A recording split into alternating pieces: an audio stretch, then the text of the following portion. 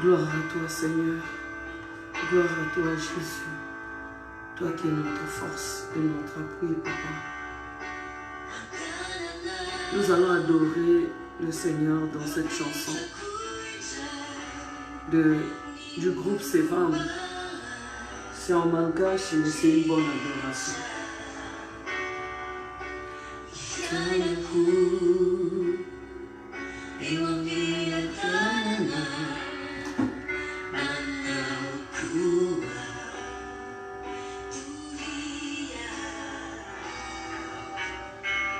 Alléluia.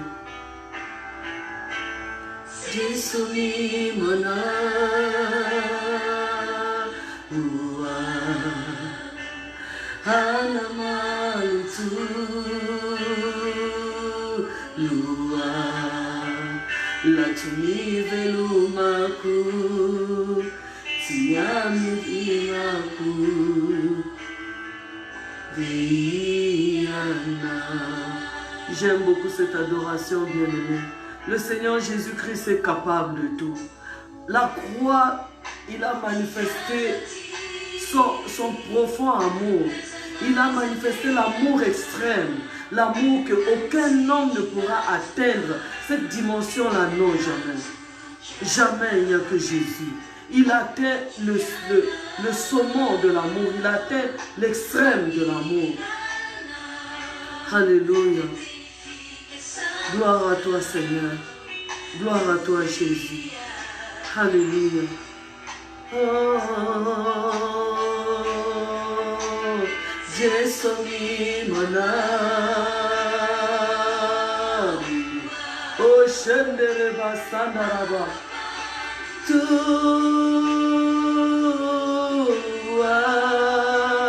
la Tunivelumaku, Siami. Raku Jesomi mana Oshendere basandara bashe. Bien-aimé, que toutes les langues glorifient son Saint-Nom. Parce que l'Apocalypse dit il est venu racheter toutes les nations. Il est venu racheter tous les peuples, bien-aimés. Alléluia. Viana. Oh, gloire à toi, Seigneur.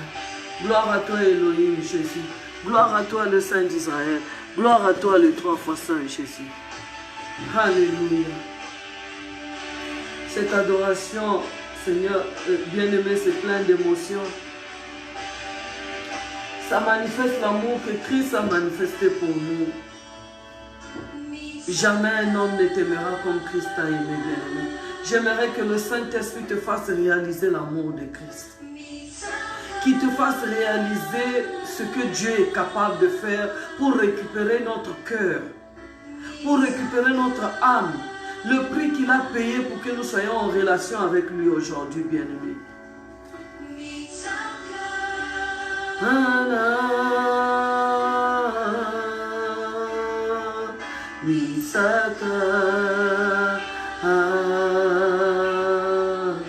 Oh, gloire à toi, Seigneur. Je t'adore de tout mon cœur, de toute mon âme et de toute ma force, parce que ma vie t'appartient, Seigneur. La vie de mon frère, de ma soeur qui est avec moi en ce moment, on dirait que t'appartient. Tu nous avais aimés avant même que nous puissions te connaître, Seigneur. Tu es un Dieu compatissant, lent à la colère, riche en bonté, Jésus. Le diable savait que tu ne serais jamais réconcilié avec nous. Parce qu'il sentait déjà que la réconciliation, ça demande un très, très grand sacrifice. C'est pour cela que la Bible dit qu'il lui silence dans le ciel. Quand tu as demandé, qui ira? Qui va ouvrir? Qui va ouvrir le livre? Qui va accepter de souffrir, de payer le prix pour me réconcilier avec mes enfants? Il n'y a que toi, Jésus. Nous te bénissons, Seigneur. Cher Saint-Esprit de Dieu, le moment de l'Esprit. Ce n'est plus le moment de la chair. C'est le moment de la lampe allumée. C'est le moment de l'huile. C'est le moment où tu manifestes Christ. C'est le moment où toi tu vis en nous, au travers de la parole, au travers de ce que Christ a laissé en nous, au travers de la sémence. Christ avait donné la parole, mais il a dit ne partez pas encore. Il faut que celui qui manifeste la parole vienne. Il faut que celui qui confirme la parole arrive.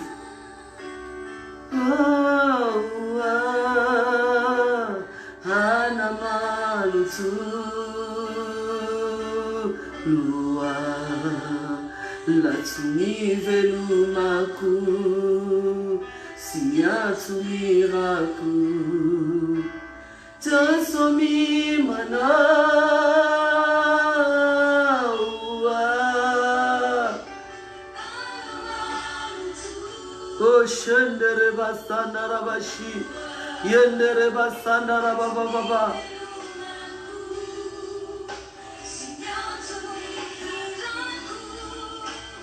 Jesomi Mona,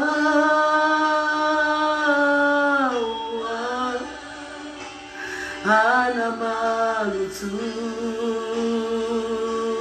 Lua. Latsuni velumaku, siyatsuni raku, Jesomi mona, o shendere basanda rabashe,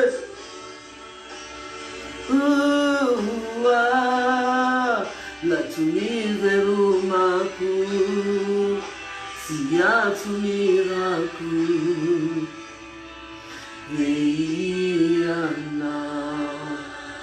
Merci Seigneur. Merci pour ta grâce Seigneur. Merci pour ta miséricorde. Merci de nous supporter Seigneur. Il n'y a pas un Père qui est aussi bon, qui peut nous supporter comme toi tu nous supportes. Tu nous as trouvés dans les milieux les plus bas. Tu nous as trouvés dans le niveau le plus bas. Seigneur, quand je me souviens encore, le niveau où tu avais trouvé Pierre, Jacques et Jean, tous les disciples, toi tu étais extrêmement spirituel, eux ils étaient extrêmement charnels. Le langage n'était pas le même. Quand tu leur avais dit, méfiez-vous du levain des pharisiens, comme ils ne comprenaient pas le langage spirituel, Seigneur, ils ont dit, c'est parce que nous n'avons pas eu le pain. C'est parce que nous n'avons pas pris le pain. Ils étaient charnels, mais tu les as supportés. Tu les as pris au niveau le plus bas. Les gens de sans instruction. Les gens qui n'avaient pas de vie. Qui ne connaissaient rien du monde spirituel. Mais tu as commencé à les former avec patience, avec amour. Même quand ils avaient poussé ta patience jusqu'au bout. Quand ils n'ont pas pu, Seigneur, guérir cet enfant-là, tu leur as blâmé, tu as dit jusqu'à quand je serai avec vous, mais tu les as jamais lâchés. Tu as toujours été patient envers notre inconscience, tu as toujours été patient dans notre manque d'intelligence, dans notre manque de croissance spirituelle, de maturité spirituelle. Tu as toujours été patient, tu nous supportes. Il y a des visions que tu nous as données il y a 5 ans de cela. Mais comme notre intelligence était voilée, tu nous as supportés. Tu as commencé à renouveler notre intelligence tous les jours petit à petit afin que nous puissions comprendre ton langage. Merci tendre Père. Merci Seigneur Jésus pour cette manière de nous supporter. Nous les gens au cou raide, au cœur endurci. Tu as été patient envers nous. Nous t'aimons Père. Nous t'aimons parce qu'il n'y aura jamais un homme sur la terre qui pourra nous supporter comme toi tu nous supportes, Seigneur. Merci pour ce moment. Merci de bénir toutes les personnes qui prennent du temps, Seigneur, à suivre ce moment que nous passions, toi et moi, ensemble, en diffusion directe, Seigneur. Que tu te souviennes d'eux, que tu te souviennes de ce laps de temps qu'ils te consacrent, que tu leur fasses grâce. La Bible dit, ce n'était pas encore le temps de la grâce, mais la Bible dit, Esther trouva grâce à tes yeux. Ce n'était pas encore le temps de la suprême grâce, mais la Bible dit, Ruth trouva grâce à tes yeux. Que toutes ces personnes, quel que soit là où nous venons, que toutes ces personnes, quelle que soit la source, les abominations, tout ce qui a été fait depuis les lignées paternelles, les lignées maternelles, qu'ils trouvent grâce à tes yeux. Au nom puissant de Jésus, personne ne peut vivre sans ta grâce. Personne ne peut prospérer. Personne ne peut avoir la vie. Personne ne peut être en bonne santé si nous ne trouvons pas grâce à tes yeux. Que ceux-là qui souffrent en ce moment dans leur âme, qu'ils trouvent grâce à tes yeux, que tu accordes la consolation que tu n'as jamais accordée, Seigneur, dans leur vie jusqu'à ce jour. Je me souviens encore quand je priais, quand je demandais, Seigneur, accorde-moi la consolation qui vient de toi, accorde-moi la consolation. Seigneur, je priais, mais tout était noir autour de moi. Mais après, petit à petit, j'ai commencé à voir ta consolation. J'ai commencé à dire non, là, cette consolation-là, ça vient de l'Éternel. Ça, là, ça vient de l'Éternel. Ça vient de l'Éternel. Et les gens commencent à témoigner tout autour, Seigneur, que tu as consolé mon âme. Accorde la grâce, la consolation, Seigneur. Celle qui touche l'âme, celle qui touche l'intérieur de notre âme, au fond de notre âme. Afin que, Seigneur, que notre quiétude, notre paix ne soit pas seulement manifeste sur le plan physique, mais que ça aille de l'intérieur à l'extérieur.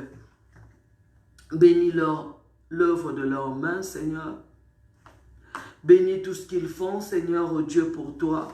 La manière dont ils sont patients, Seigneur, d'attendre les promesses, l'accomplissement de la promesse.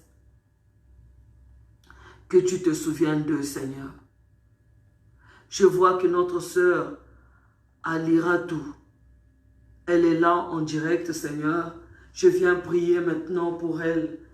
Seigneur, je lève mes mains et je lève mes yeux. D'où viendra le secours de ta fille? Le secours vient de l'Éternel. Que tu te souviennes d'elle dans le plus profond de ton amour. Creuse encore dans le plus profond de tes compassions.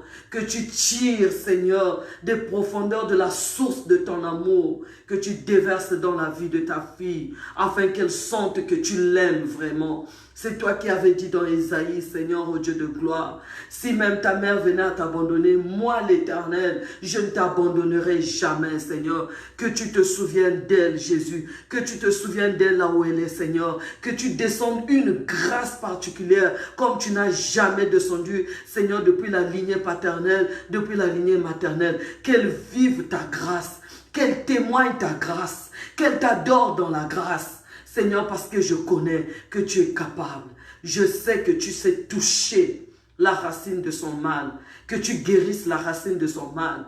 Seigneur, comme tu l'avais fait avec Élisée, tu avais touché la source de Jéricho, que tu touches la source de ses maux, Seigneur, ô Dieu de gloire. Je viens de voir aussi ton enfant cœur paix qui est là, qui suit cette émission, Seigneur. C'est ton enfant. Tu l'aimes plus que son père, tu l'aimes plus que sa mère, tu l'aimes plus que tout le monde sur la terre, Seigneur. Maintenant, il reste seulement que par ta grâce, que tu manifestes cet amour dans sa vie, dans le domaine spirituel, dans le domaine physique, dans le domaine matériel, financier, conjugal, progéniture, professionnel, sacerdotal, dans le domaine des dons que tu as mis en lui, dans le domaine des talents que tu as mis en lui, Seigneur. Manifeste cet amour, que cet amour ne soit plus caché, mais que cet amour soit manifeste, que les hommes voient qu'elle est vraiment aimée de l'Éternel, Seigneur, ô Dieu de gloire.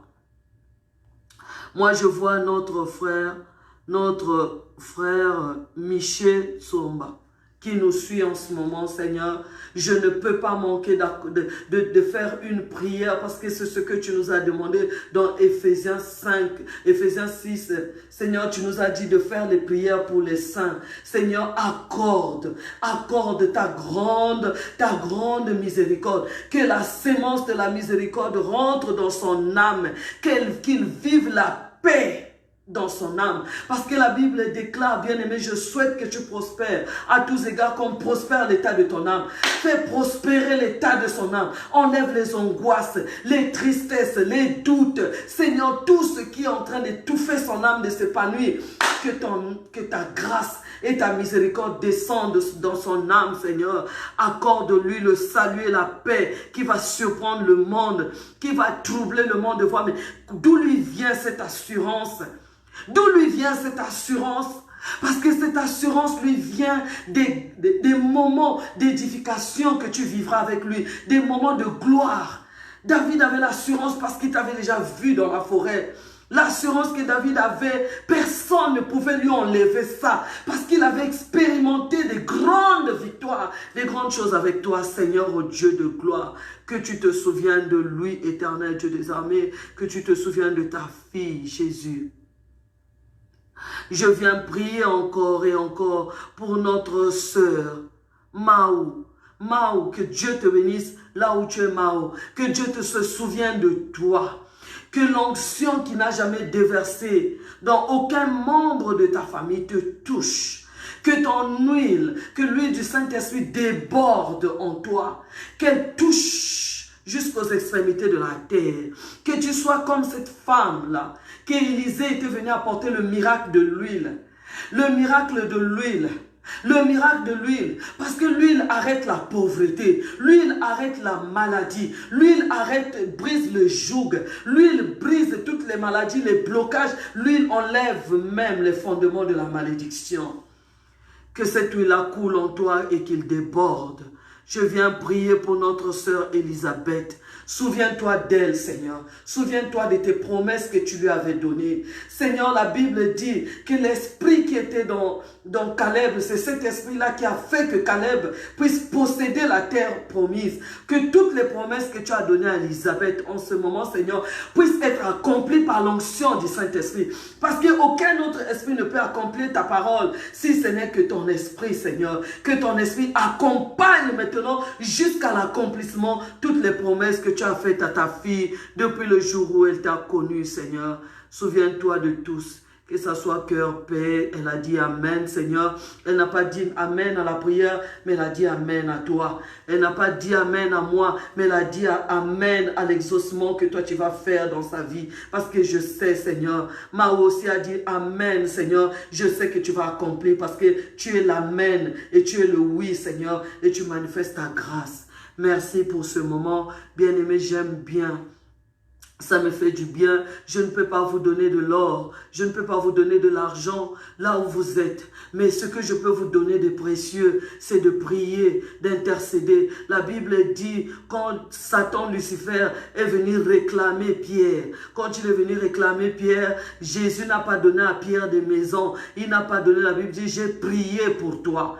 Et la prière que Jésus avait fait pour Pierre, la première intercession de Jésus sur la terre qu'il a fait à Pierre, aujourd'hui Pierre est devenu un édifice pour l'église, corps de Christ. C'est pour cela que là où tu es, je ne peux pas te donner de l'or, je ne peux pas te donner de l'argent, mais je prie que le ciel soit ouvert sur vous, que la grâce de Dieu surabonde dans votre vie et que partout où vous alliez, que les portes qui étaient fermées, que la grâce de Dieu ouvre grandement ses portes pour vous.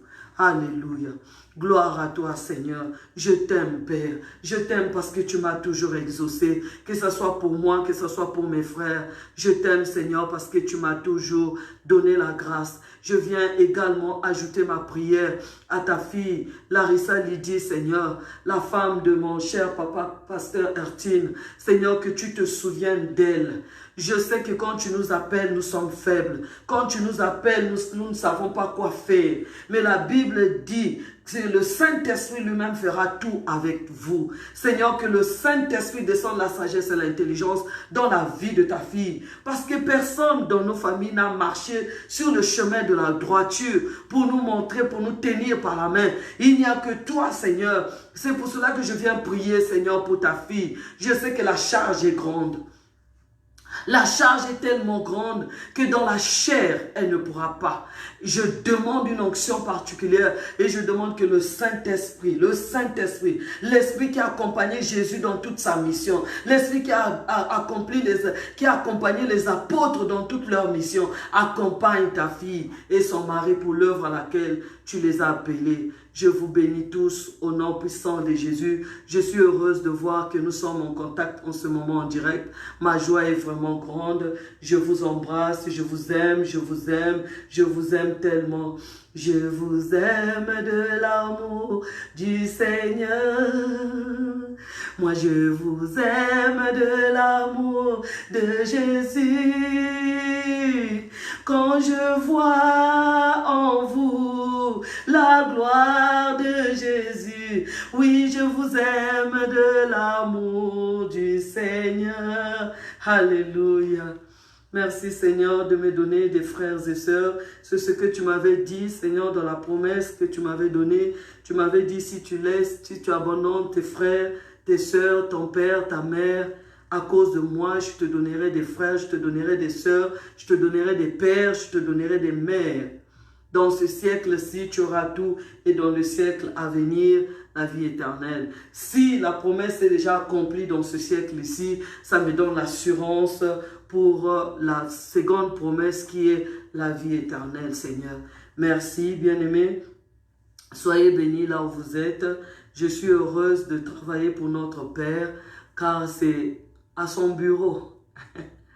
Je suis secrétaire de Jésus. Il me donne les messages. Moi, j'écris. Et quand tu me dis, on voit ça, on voit ça, on voit ça. On voit par email, on voit par ceci. Moi, j'envoie. Alléluia.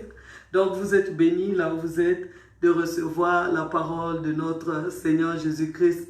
Et il est en train d'utiliser sa secrétaire particulière, la secrétaire particulière de Jésus-Christ. Alléluia. J'aime Jésus, hein, je l'aime. Et je l'aime beaucoup. Amen. Donc, nous avons parlé, bien aimé, sur la diffusion passée, sur la puissance du péché. Et c'est un message, j'aimerais vraiment que, bien aimé, que le Saint-Esprit permette que tu donnes le pain quotidien à tes frères, à tes sœurs. Parce qu'aujourd'hui, si les gens sont morts spirituellement dans les églises, dans les assemblées, dans les ministères, c'est à cause du mot qu'on appelle péché. Et moi, je vous avais dit qu'il y a deux sortes de péchés qui sont très importantes. Parce qu'il y en a qui disent qu'il n'y a pas de grands péchés, il n'y a pas de petits péchés. C'est faux, il y a des grands péchés. Et je vous ai expliqué qu'il y a des péchés que les enfants d'Israël allaient chaque année faire l'expiation avec des sacrifices d'action de grâce et de culpabilité à Jérusalem. Chaque année, les souverains sacrificateurs devaient prendre l'offrande. Et l'offrande, ça dépendait de la catégorie, de la richesse de tout un chacun. Et on avait dit que ça commençait par les plus riches donnaient les bœufs, les moins riches donnaient les brebis, les moins riches donnaient les pigeons, il y en a qui donnaient les femmes, c'est-à-dire de la farine et tout ça. Donc ça dépendait de la catégorie de classe sociale à l'époque. Donc il y avait des péchés comme ça que les enfants d'Israël partaient, ils partaient faire l'expiation. Ils partaient faire l'expiation au niveau des sacrificateurs. Et nous avons dit également qu'il y a des péchés que le Seigneur n'acceptait ni sacrifice ni offrande des sacrificateurs. Il n'acceptait ni bœuf. Alléluia. Il n'acceptait ni bœuf, ni chèvre, ni mouton. C'est pour cela que David, connaissant déjà la vision des péchés et des sacrifices qui ne donnent pas la joie à notre Père, a dit, tu n'as voulu ni sacrifice, ni offrande, mais ce que tu as recherché, c'est un cœur brisé. Or, le cœur brisé là, ce n'était pas donné à tout le monde. Il n'y a eu qu'un seul, un seul qui a eu totalement le cœur brisé. C'est Jésus par l'œuvre à la croix. Quand on a percé son cœur a été blessé à l'extrême. Et c'est le meilleur sacrifice que Dieu, notre Père, avait accepté pour l'expiation de nos péchés. Et pourquoi le Père n'acceptait pas certains sacrifices pour certains péchés? Quels sont les péchés que le Père n'acceptait pas les sacrifices faits par des souverains sacrificateurs bien-aimés? Quel est ce péché-là qui faisait que Dieu ne puisse plus prendre plaisir à tous les sacrifices qu'on faisait sur la terre? Pourquoi il devait demander un sacrifice suprême pour le rachat de nos âmes? Pourquoi, bien-aimé, il pouvait continuer l'œuvre avec les sacrificateurs, puisque c'est lui-même qui avait choisi les Lévites. Amen.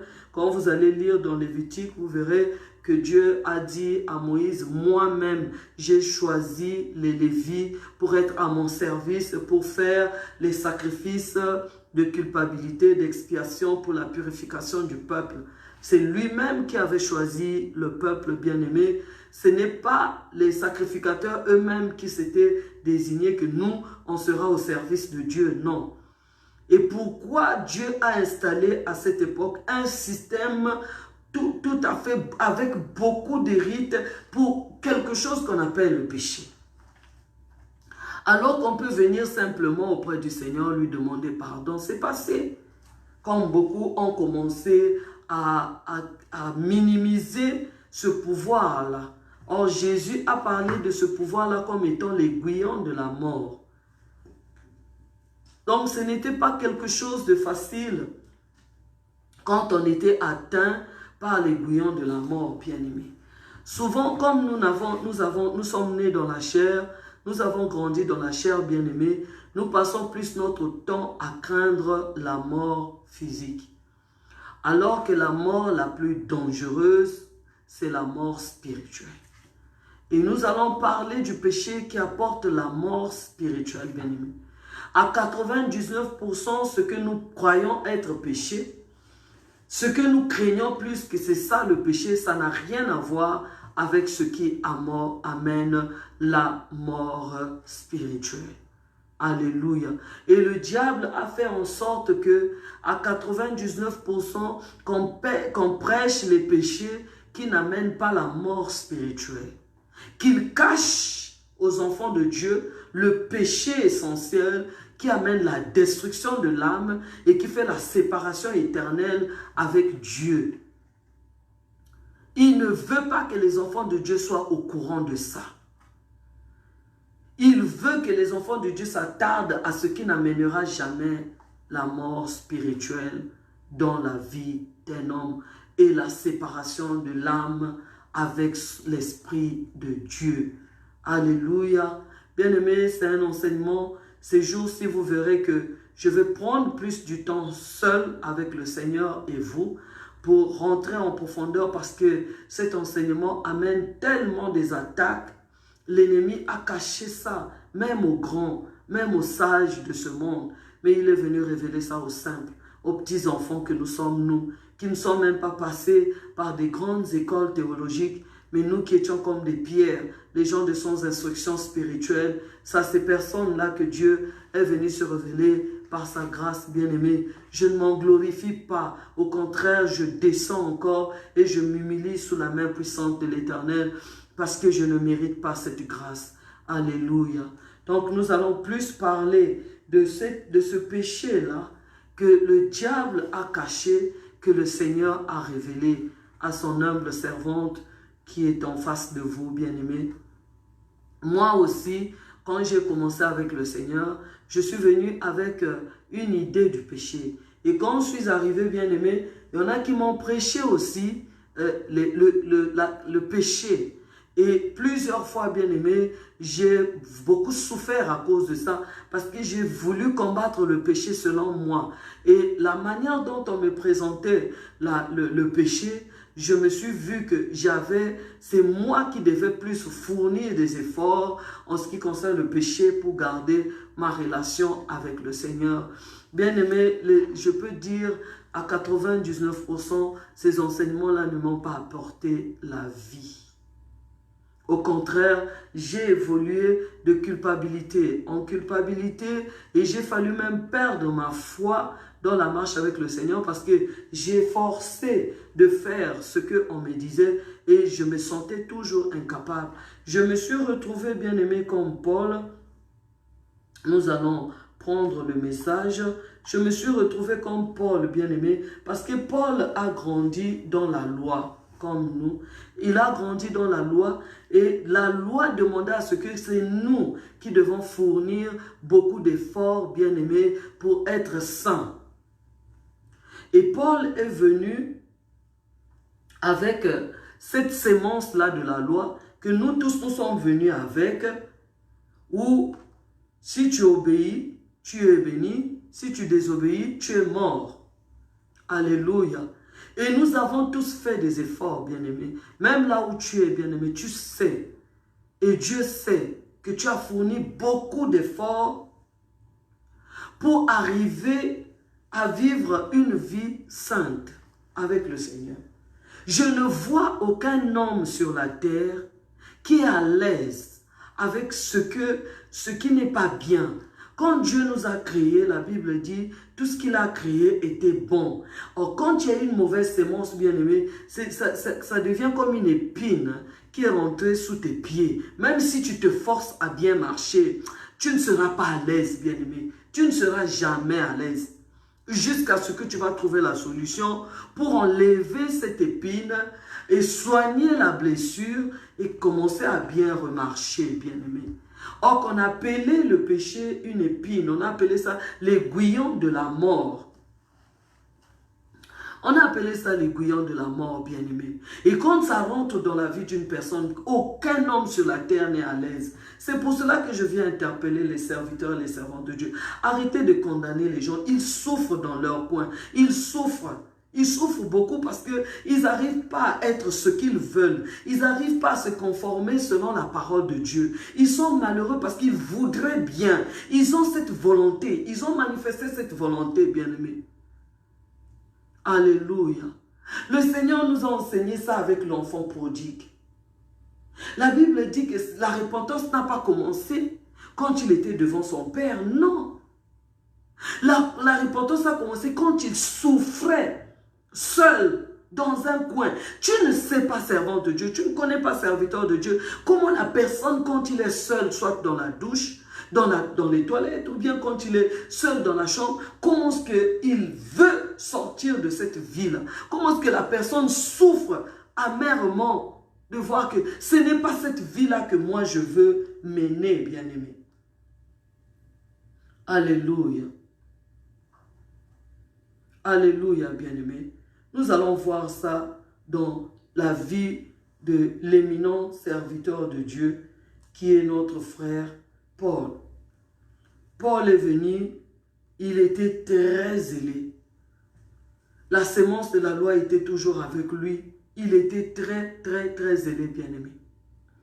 Il a commencé même à réprimander les Paul, et plutôt les Pierre, à humilier même les aînés dans la foi, par rapport à leur faiblesse et tout. Il a commencé à haranguer tout le monde. Il voulait montrer à tout le monde que c'est lui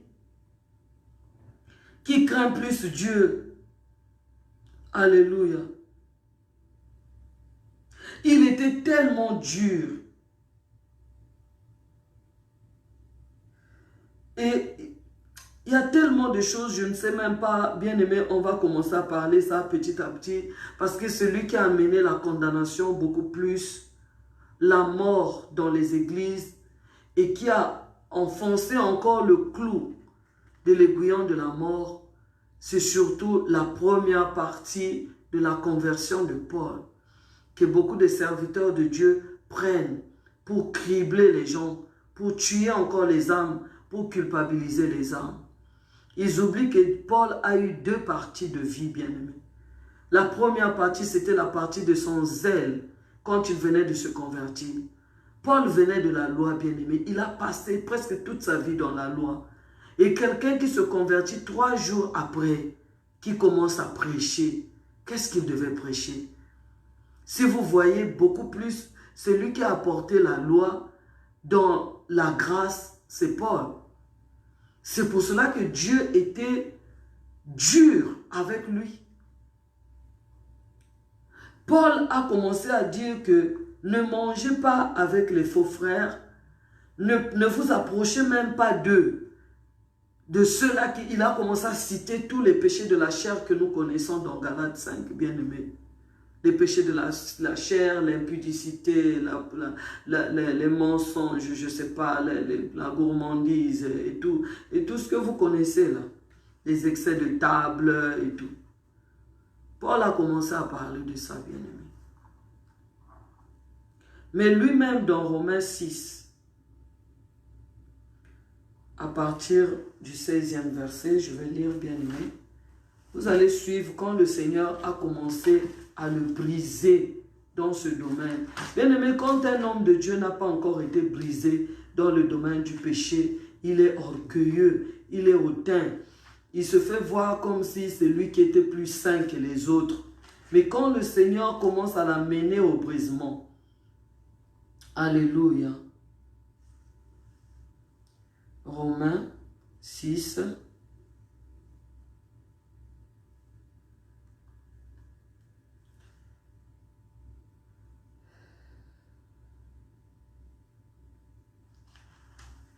Je commence à Romains 6, à partir du 17e verset. Je lis. Vous pouvez lire avec moi, bien-aimés, à la maison, Romains 6, parce que nous faisons une étude approfondie de la Bible. Romains 6, à partir du 17e verset. Je lis ceci au nom de Jésus. Ça, ce sont les épîtres que Paul a écrits quand il était en prison. Et vous savez que la plupart des épîtres que Paul a écrits, il était déjà à la fin de sa vie. Ce n'était pas le jeune homme qui s'était converti, qui commençait à prêcher, mais quand le Seigneur l'a fait asseoir, il a compris certaines choses. Je commence à partir du 17e verset, au nom de Jésus-Christ.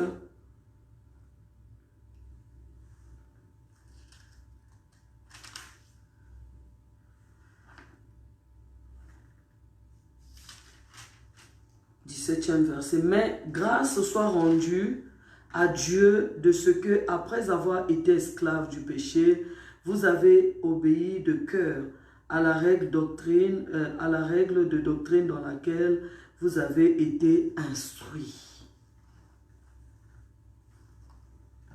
Paul ne savait pas à l'époque, quand il s'est converti, qu'il faut du temps, il faut l'instruction, il faut que les gens soient enseignés pour ce qu'eux, ils devaient être. Pas imposer une vie aux gens, la vie qu'ils n'ont jamais connue. Les réalités des choses qu'ils n'ont jamais connues. C'est ce que la Bible recommande même pour les enfants. Il a dit, instruis l'enfant dans la voie qu'il doit suivre. Mais nous, souvent, nous n'instruisons pas les gens en ce qui concerne les démarches. Comment est-ce que l'aiguillon de la mort travaille dans la vie d'une personne? Nous n'instruisons pas, mais nous imposons aux gens. Voilà comment est-ce que vous devez vivre. Voilà comment est-ce que vous devez faire. On impose. Et des fois, on arrive même à l'extrême. On impose les gens les choses que nous-mêmes, nous n'avons pas expérimentées, bien-aimés.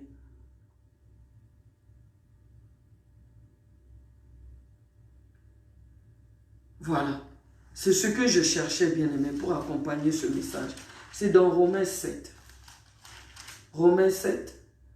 Quand Paul lui-même a commencé à réaliser qu'il n'était pas plus parfait que les autres. Ce que j'aime dans cet homme-là, c'est ce que beaucoup d'hommes de Dieu ne font pas. Quand ils ont manifesté une grandeur de pureté devant les gens. Moi, que vous voyez là, si vous ne pouvez pas m'avoir, moi, je vais aller au ciel. Moi, j'ai laissé ça, j'ai laissé ça, j'ai laissé ça. Maintenant, quand le Seigneur les ramène en bas, pour leur montrer que ce n'est pas à cause de leurs efforts, c'est difficile, la plupart n'acceptent pas de descendre avec Christ. N'acceptent pas de dire que non, j'avais trop vite parlé. Mais ils préfèrent garder la position. Regardez ce que Paul a fait. Étant déjà un grand serviteur de Dieu, Romains 7, à partir du 14e verset. Je lis au nom de Jésus-Christ.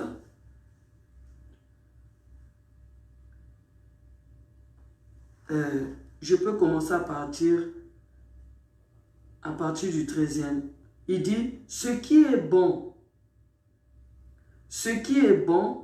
a-t-il donc été pour moi une cause de mort? Loin de là.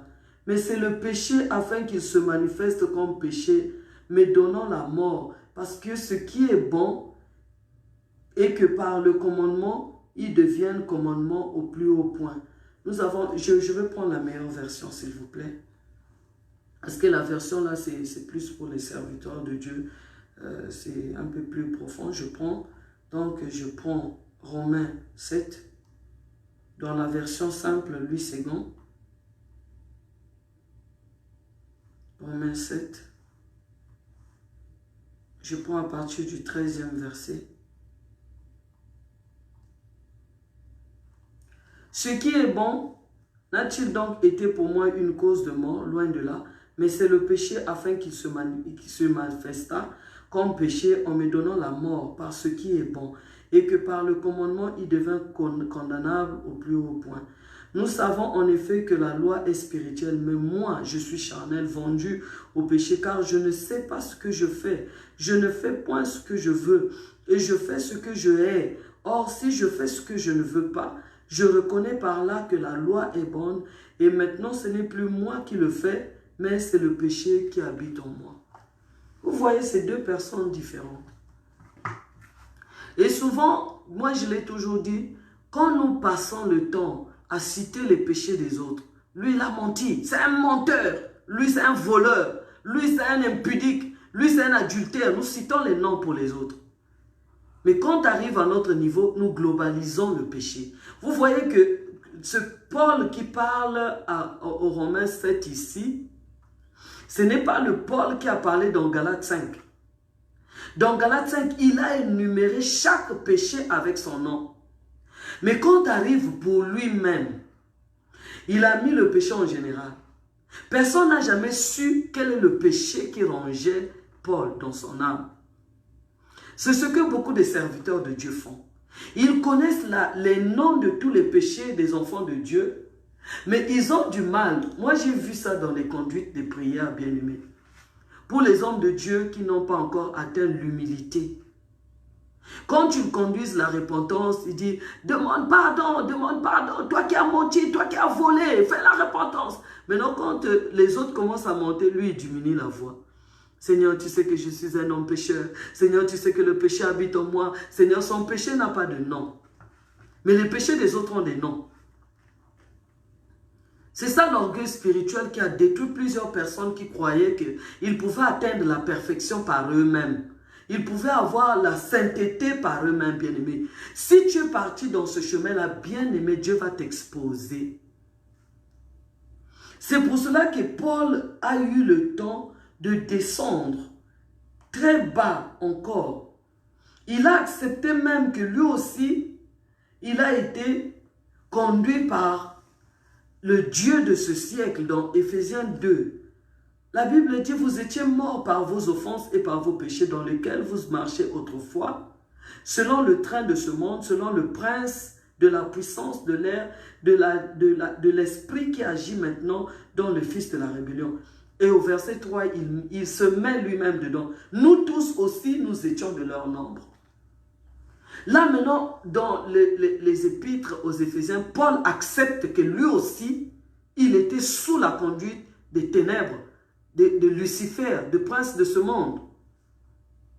Or, c'est difficile à un serviteur de Dieu quand il est arrivé à un certain niveau d'accepter que moi aussi le diable m'avait géré. Ils peuvent dire ça, mais ils préservent tellement, ils trouvent que leur vie ne pouvait pas être associée à Lucifer, au diable. Et c'est cet orgueil-là que Paul, Dieu avait vu dans Paul. Bien aimé, c'est un message très profond. Parce que là, on ne parle plus du salut. C'est-à-dire, quand j'étais dans le monde, là, on parle maintenant en Jésus-Christ. Parce que la plupart des gens, ils passent leur temps à prêcher la repentance du salut.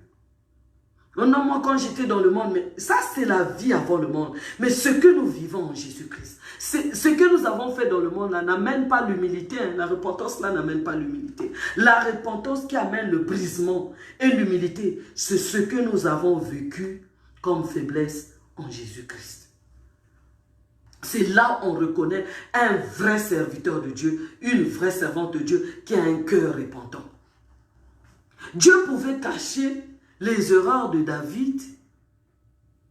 Mais vous voyez que toutes les erreurs de David ont été les erreurs qu'il a fait avec l'onction sur lui, bien-aimé. C'est ça la dimension de l'humilité que nous devons atteindre. J'ai voulu vous montrer par là que Il y a des péchés que nous blaguons, que nous croyons que ça touche le diable. Que le diable va me prendre, Dieu va me punir et tout ça. Non. Il y a des péchés que Dieu envoyait les enfants d'Israël en déportation, comme nous avons dit la fois dernière. Maintenant, nous allons découvrir, bien-aimés, quels sont ces péchés-là qui font que Dieu frappe son peuple jusqu'à les humilier, comme on avait lu dans Zacharie, dans Daniel 9, qu'il devait s'écouler 70 ans selon les paroles de malédiction que Dieu avait prononcées sur les enfants d'Israël, qui devaient être frappés pendant 70 ans. Pourquoi ce genre d'actes n'ont pas amené la compassion de Dieu? Même les Daniel qu'on disait en craignant Dieu, les enfants qui craignaient Dieu, ils ont subi cette sentence de la malédiction. Parce que je l'ai toujours dit, bien-aimé, les gens lisent la Bible en coupant l'arbre au milieu. Daniel n'est pas allé en Babylone en tourisme. Daniel n'est pas allé en Babylone parce que ses parents devaient voyager. Non, Daniel est allé en Babylone en déportation, ils étaient comme des esclaves. Parce que Dieu était tellement en colère contre Israël qu'il a frappé Israël.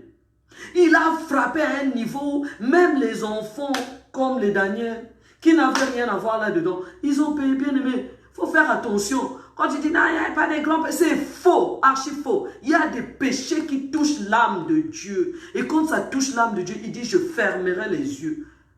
Je ferai en sorte que le ciel soit fermé. Que mon esprit vous résiste. Et parmi ces péchés, il y en a deux. Deux, bien-aimés. Deux que nous allons parler en long et en large. J'aimerais que, bien-aimés, que pendant que nous allons parler ce message, que le Saint-Esprit touche ton âme pour envoyer ça partout. Nous allons parler sur le blasphème du Saint-Esprit, que beaucoup craignent.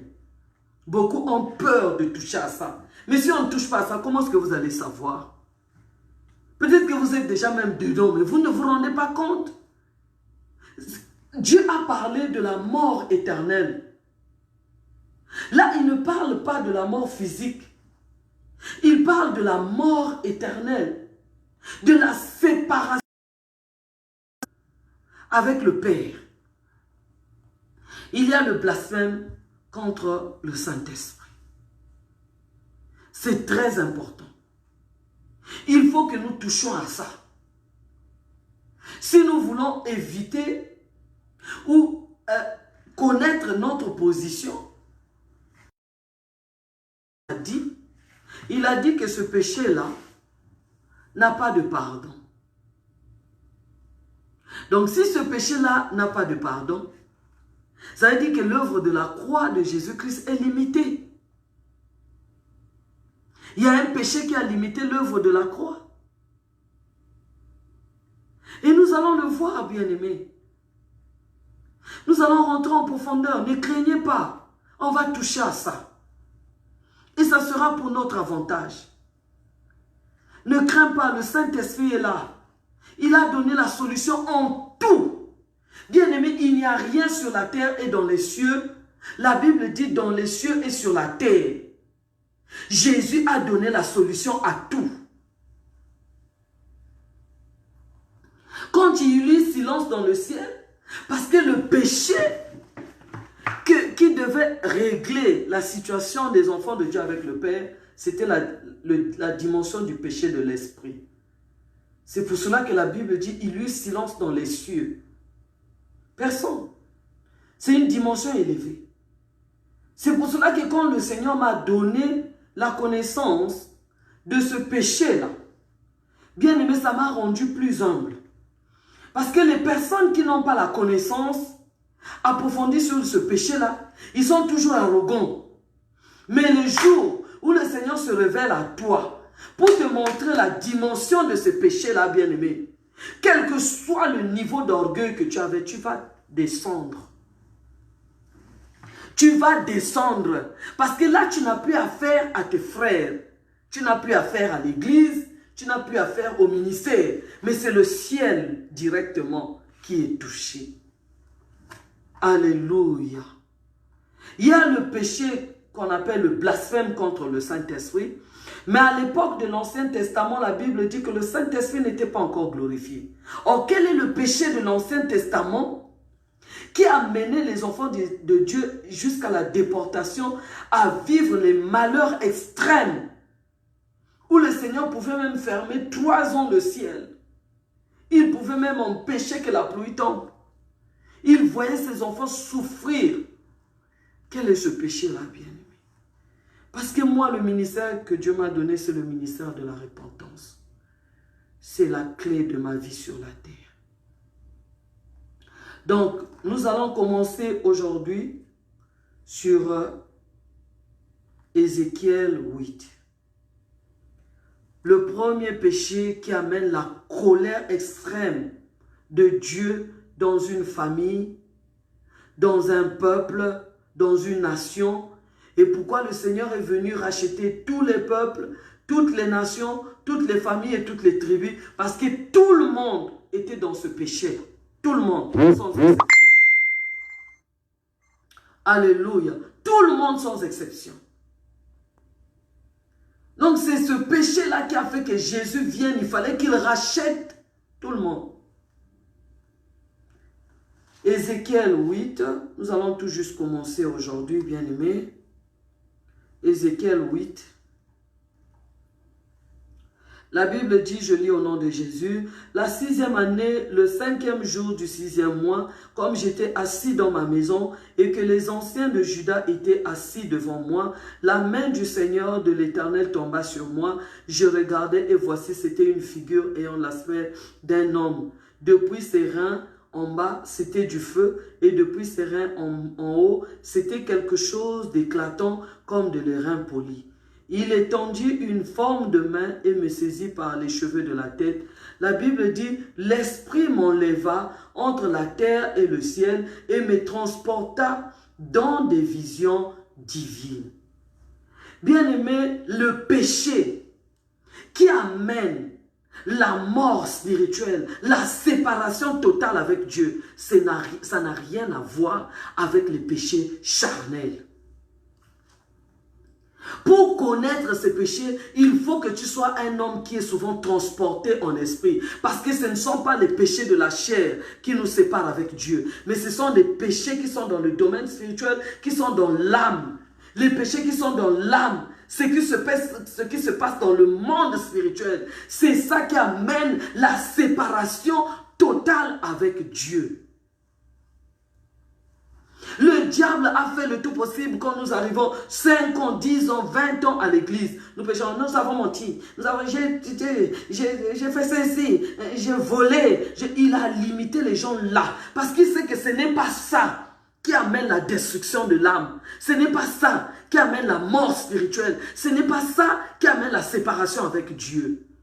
Quand Dieu, vous allez voir, quand Dieu va montrer le péché qui amène sa colère dans cette famille d'Israël, il ne va pas montrer. Regarde le voleur qui est au coin là-bas. Comme nous on faisait, bien aimé. On faisait quelqu'un qui a volé, on vient à l'église. Frère, tu as volé, tu as volé. Regardez les visions que Dieu va donner à Ézéchiel.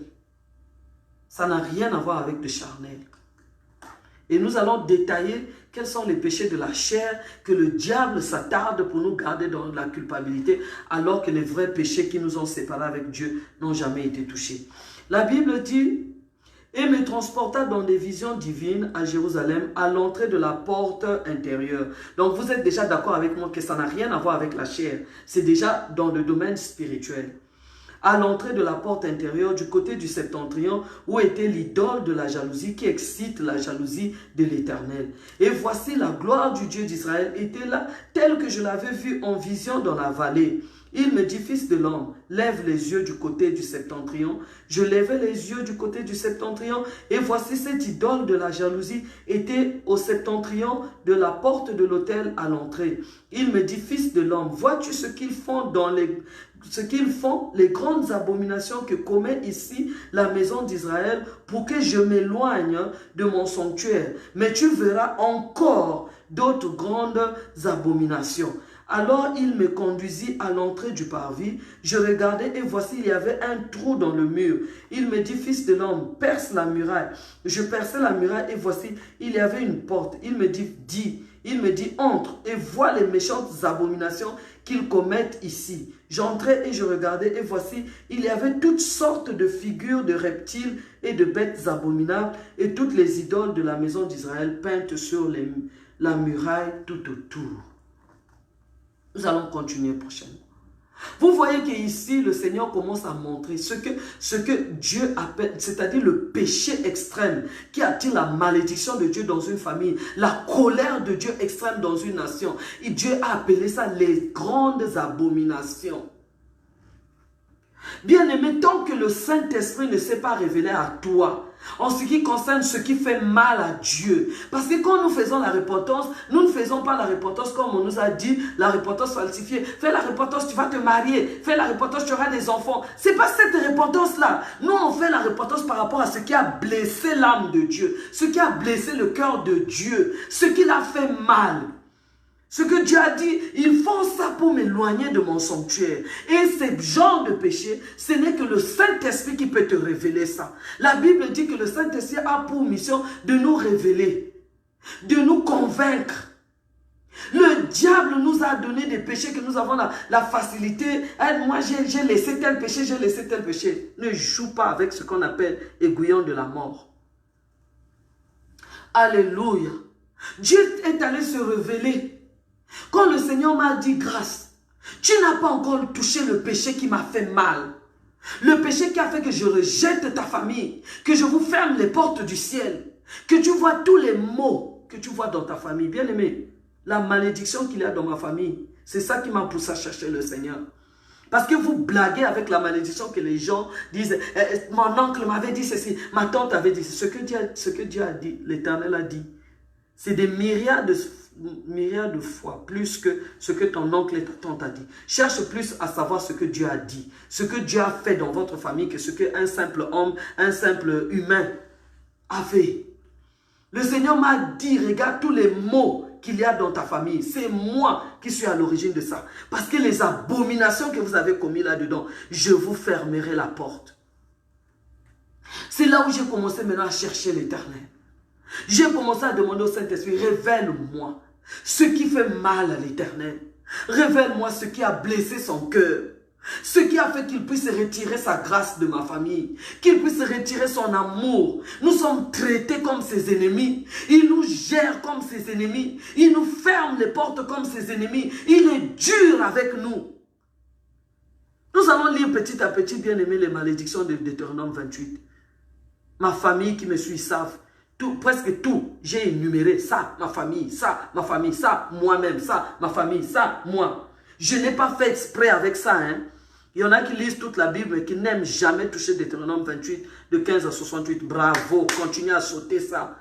Parce que quand tu vas chez le médecin, quand tu fais les examens, tu ne veux pas que le médecin te donne, qu'il te donne les résultats. Mais si tu veux connaître les résultats des examens que nous avons faits de notre cure de l'âme, de notre cure de la cure de notre vie, ça se trouve dans Deutéronome, il n'y en a pas ailleurs.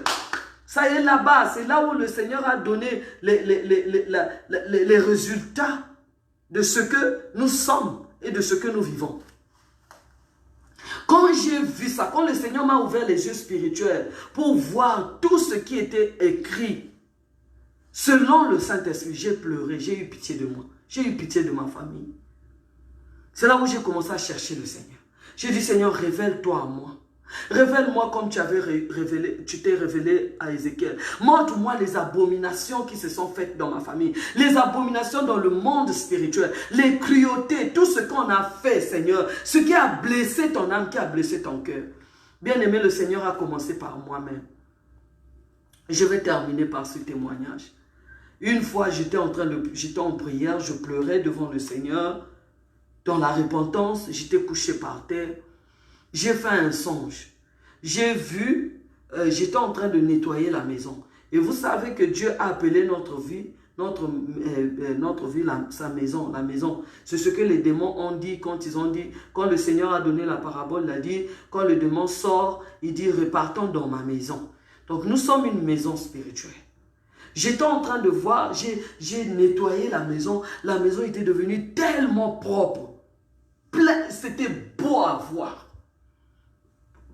Tout était blanc, le caron blanc. Donc j'étais là en train d'observer, j'étais tellement contente. J'ai dit, waouh, enfin j'ai fini de nettoyer la maison. Et pendant que je disais ça, bien aimé, j'étais devant la porte et il y a quelqu'un qui m'a dit, avance à l'intérieur.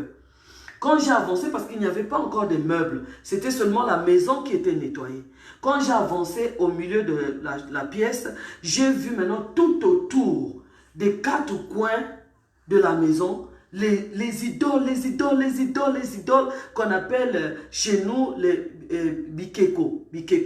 Donc bikeko, les statuettes. J'ai vu plein tout le long de la maison. Physiquement comme ça, je ne suis jamais allé acheter une statuette ou tout ça. Je n'ai jamais touché à ça, physiquement. Mais dans le spirituel, le Seigneur, lui qui a dit dans 1 Pierre, il a dit, le sang de Jésus est venu nous racheter de la vaine manière de vivre que nous avons hérité de nos pères. Vous allez lire ça dans 1 Pierre 1, vous allez souligner ça, 1 Pierre 1, 18 à 19. Il y a des choses que nous avons héritées dans le monde spirituel. Il y a des idoles que nous avons héritées. Souvenez-vous de la vie de Gédéon. Ce n'est pas Gédéon qui avait établi l'idole dans la maison de son père. C'est son père. Mais cela n'a pas épargné Gédéon de ne pas être sous la colère et la malédiction de Dieu. Il y en a qui disent c'est mon père qui a fait ça, mais non, bien-aimé. Si tu as un cœur repentant, la Bible dit que quand Abraham présentait le sacrifice à Melchisédek, Lévi était dans ses reins. Quand tes pères ont fait des sacrifices aux idoles, quand ils ont amené les idoles dans votre maison, quand ils ont inclus les abominations que Dieu a montrées à Ézéchiel, toutes ces abominations, toi tu étais où? Quand tes ancêtres ont fait ça, tu étais dans leurs reins. Donc tu n'es pas exempt. Alléluia. Pourquoi un homme qu'on a défini qu'un homme craignant Dieu comme Daniel, quand vous lisez sa repentance dans Daniel 9, il a dit, moi et mes pères, nous avons péché. Pourquoi il a pris cet assemblage-là? Et pourquoi le Seigneur, quand il a rencontré les pharisiens qui disaient, nous ne sommes pas comme nos pères, hein, qui ont tué les prophètes, qu'est-ce que le Seigneur leur a dit? Vous témoignez vous-même que vous êtes des fils des meurtriers. Donc, quelqu'un qui n'a pas encore vu dans l'esprit les abominations qu'il a héritées dans le monde spirituel. Parce que ce qui est important, ce n'est pas l'héritage physique que nous héritons, bien-aimés. Ce que Isaac avait hérité de son père, ce n'était pas les moutons là. Ça n'avait rien à voir. Il a hérité le Dieu de son père. Et le diable connaît ça. Il connaît ce que nous héritons dans le monde spirituel, bien-aimé. Alléluia. J'ai vu toutes ces idoles. Et je suis allé, puisque dans notre famille, il y avait une femme dont je tais le nom. C'est elle qui a amené presque tout le monde dans les maisons des féticheurs. Moi, je portais son nom très tôt déjà dans les maisons des féticheurs. C'est elle qui m'a amené. Elle m'a amené dans plusieurs initiations et tout, presque. Il me coupait même l'école, je partais avec elle pour assister aux cérémonies des fétiches et tout ça. Et dans le songe, je me suis rappelé qu'elle connaissait ces idoles-là. Je suis allé dehors, je lui ai dit, viens prendre toutes les idoles qui sont dans la maison là. Viens prendre, moi je viens de nettoyer la maison, il faut que ces idoles-là sortent. Elle est venue la tête en bas, alors que physiquement comme ça, c'était une femme forte, personne n'arrivait à la fixer. Elle est venue la tête en bas, elle a commencé à ramasser toutes les idoles qui étaient dans la maison. Elle a ramassé. J'ai dit, ramasse tout. J'ai pris autorité, ramasse tout, part avec. Quand elle est sortie, la personne qui était à côté de moi, elle dit, regarde bien au coin. Je regarde, elle avait oublié une idole. Pendant que je sortais pour aller l'appeler, pour venir prendre cette idole, je me suis réveillé. J'ai dit, le Seigneur, Père, je te connais. Quand tu permets que tout parte et qu'il reste un, c'est qu'il y a une alliance.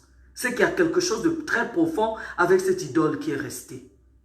Bien aimé, la repentance que nous faisons, ce n'est pas la repentance charnelle. Ça, laissez ça au bébé spirituel. Une fois qu'on a grandi avec le Seigneur, c'est maintenant la repentance du monde spirituel. C'est maintenant la repentance des choses, des abominations, des héritages spirituels, les esprits que nous avons hérités.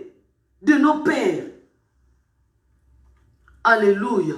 C'est pour cela que beaucoup, quand ils n'ont pas touché, bien-aimés, ce niveau-là, ils sont en train de patauger avec le Seigneur. Ils pataugent. Ils ne savent même pas de quel esprit ils sont animés. Ils ne savent pas qui dirige quoi dans sa vie, qui dirige quel membre de sa vie. Ils ne savent pas que cet héritage-là les étouffe dans la marche avec le Seigneur. C'est pour cela que le Seigneur nous a dit nous devons être pauvres en esprit. Pourquoi pauvres en esprit? Pourquoi pauvres? Pas pauvres charnellement, bien-aimés. Il a demandé que nous soyons pauvres en esprit. Parce que nous avons reçu beaucoup d'héritage, beaucoup d'esprits bien-aimés. Si tu fais semblant avec ces esprits-là ne feront jamais semblant avec toi, bien-aimé. Jamais. Il est temps maintenant que tu montes dans la dimension spirituelle, que tu demandes au Seigneur, révèle-moi ce que j'ai hérité de mes pères. Révèle-moi comme tu as révélé à Ézéchiel. Tu l'as transporté dans les visions spirituelles. Tu es allé lui montrer les grandes abominations qui a amené ta colère dans cette famille, qui a amené ta colère en Israël. Seigneur, tu es capable. Tel que je vois cette famille-là, je sais qu'il y a beaucoup d'abominations qui se sont faites que moi j'ignore. Mais toi, le Dieu de la révélation, le Dieu de la révélation, je m'accroche à toi, Seigneur. Je sais que ce qui t'a fait mal, tu vas me le révéler, Seigneur. Parce que je préfère, comme tu me l'avais dit dans ta parole, le Seigneur l'avait dit, bien-aimé. Il a dit que si tu as un problème avec ton frère, va le voir. Mais si j'ai un problème avec toi, pourquoi tu ne te révèles pas à moi? Alléluia. Ézéchiel avait compris que ce qui avait amené les enfants d'Israël en déportation, ça n'avait rien à voir avec la chair.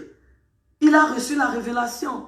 Il a compris que ça n'avait rien de charnel, bien-aimé. Ça n'avait rien de charnel. La malédiction qui est en train d'abattre dans votre famille, des situations impossibles, des maladies qui n'ont pas de nom.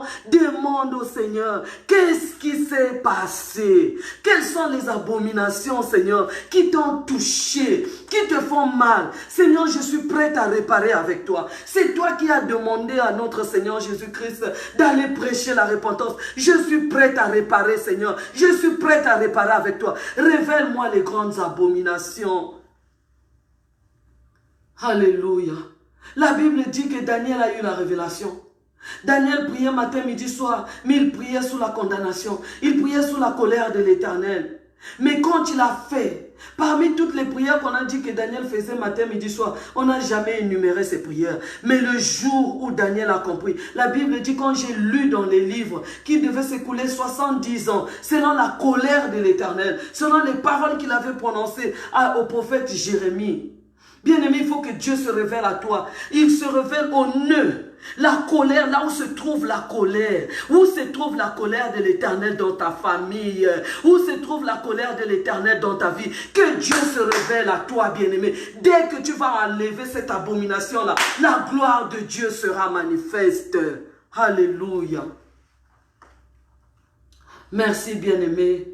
Je sais que nous allons continuer parce que c'est une révélation qui n'a pas duré un jour ou une année. J'ai passé beaucoup de temps pour que le Seigneur m'enseigne. Pourquoi nous vivons des situations impossibles? Pourquoi nous sommes incapables d'avancer? Même quand nous voulons faire un pas, c'est comme si la puissance qui nous tire vers l'arrière est plus forte que celle qui nous fait avancer devant. Alléluia. Et Dieu va se révéler. Le Dieu d'Ézéchiel, qui s'est révélé en montrant les abominations qu'Israël avait fait, qu'Israël avait commis, bien-aimé. Ce Dieu-là va se révéler en nous. Il va se révéler. Vous verrez que la révélation ne s'est pas arrêtée en un seul moment, bien-aimé. Il a dit, je te montrerai encore. Je te montrerai encore. Quand vous allez lire tout Ézéchiel 8, vous allez voir que le Seigneur disait toujours, quand tu lui révélais quelque chose, il dit, je vais te révéler encore. Je vais te révéler encore des grandes abominations. Ne t'arrête pas. Si c'est ça le chemin de la gloire, reste là. Que le Seigneur continue à te révéler. Le Seigneur a montré à Ézéchiel les reptiles qu'il peignait dans le mur. Aujourd'hui, jusqu'aujourd'hui, nous le faisons. Nous prenons parfois des tableaux qu'on a mis le serpent. On a placé sur les murs. Nos ancêtres ont mis ça, les peaux de léopard. Ils ont mis les cornes. Ils ont mis beaucoup de choses. Dieu va se révéler à toi. Physiquement, comme ça ne se faisait pas voir. Mais c'est spirituellement.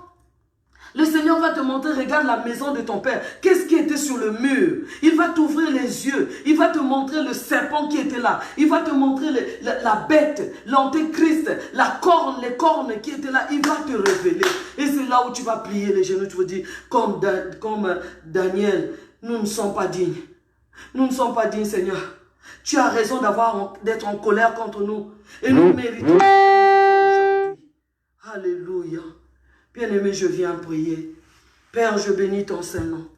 J'ai vu beaucoup de tes enfants qui nous suivent en ce moment. Jésus, Papa, toi qui as révélé ces choses, toi qui as caché ça aux grands, aux sages de ce monde, Seigneur, que tu te révèles à ceux-là, à ces enfants, plus que ce que je viens de donner.